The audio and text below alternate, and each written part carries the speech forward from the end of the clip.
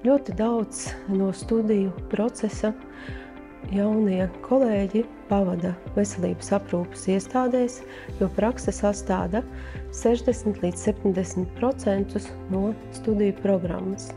Mācības mūsdienīgā vidē nodrošina to, ka jaunie speciālisti tiek labi sagatavoti un var strādāt jebkurā veselības aprūpes iestādē gan Latvijā, gan arī Eiropā.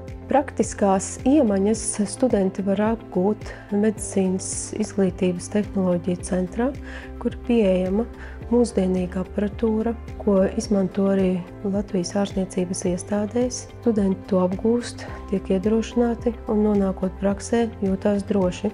Ja tu vēlies palīdzēt cilvēkiem, esi zinātnākārs, empātisks, tad lūdzu nāc uz Rīgas Stradiņu universitāti un studē mākslinieckās.